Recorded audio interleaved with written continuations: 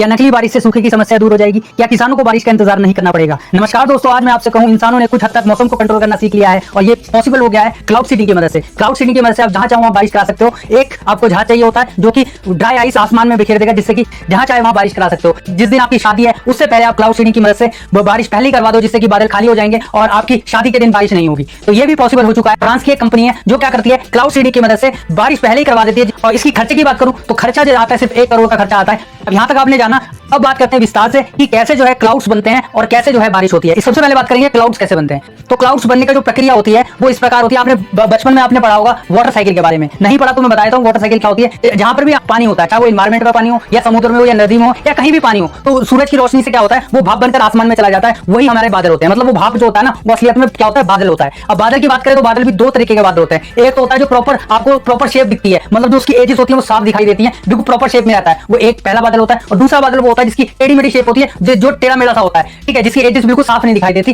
टेढ़ा मेढ़ा सा होता है, तो वो होता है दूसरा बादल। और यही बारिश करता है। जो टेढ़ा मेढ़ा सा बादल होता है ना, यही बारिश करता है। जो बिल्कुल साफ दिखाई देता है, जिसकी एजेस बिल्कुल साफ दिखाई देती है, वो बारिश नहीं करता। अब जानते हैं इस बादल में क्या होता है, जो यहाँ से भाप बनकर आसमान में गया, इसमें छोटे छोटे ड्रॉप्स होती है, वाटर ड्रॉप्स होती है। ये इकट्ठा होकर एक बड़ी ड्रॉप्स बनती है। फिर क्या होता है, ये ज्यादा एल्टीट्यूड पे पहुंच जाती है, मतलब ज्यादा ऊंचाई में पहुंच जाती है। और जब ज्यादा ऊंचाई में पहुंच जाती है तो ये आइस क्रिस्टल बन जाती है। फिर आइस क्रिस्टल धीरे धीरे करके क्या होता है, मिलकर बड़ा आइस क्रिस्टल बनता है। और फिर जो है ये जब बादल इसको सहन नहीं कर पाता है इसका वजन, तो फिर नीचे गिरता है। जहां एनवायरमेंट ठंडी है वहां पर तो बर्फ गिरेगी, और जहां एनवायरमेंट गर्म है वहां पर क्या होगा, बारिश होगी। ठीक है, तो ये बात आपको क्लियर होनी चाहिए। तो इस तरीके से बादल से कैसे बारिश होती है, ये आपने जाना कि कैसे जो है बादल से आइस क्रिस्टल बनते हैं और कैसे जो है बारिश होती है, ये आपने जाना। अब बात करते हैं बारिश होती कैसे, आर्टिफिशियल बारिश कैसे होती है।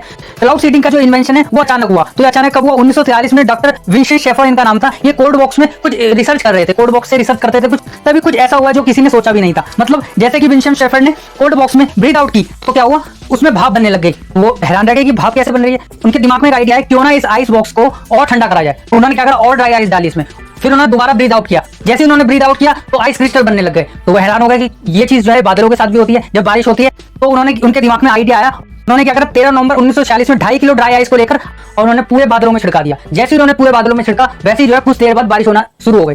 तो जो एक्सपेरिमेंट था वो इस तरीके से किया उन्होंने, और ये सफल भी हुआ।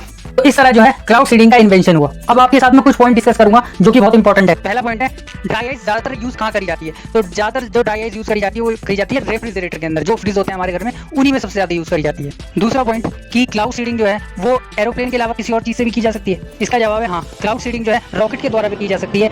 तीसरा एंड लास्ट पॉइंट है कि भारत में इसकी शुरुआत कब हुई क्लाउड सीडिंग की। तो शुरुआत हुई 1952 में, और जो इसका प्रयोग किया गया पहला तो तमिलनाडु में किया गया। तो वो किया गया था 1984 में।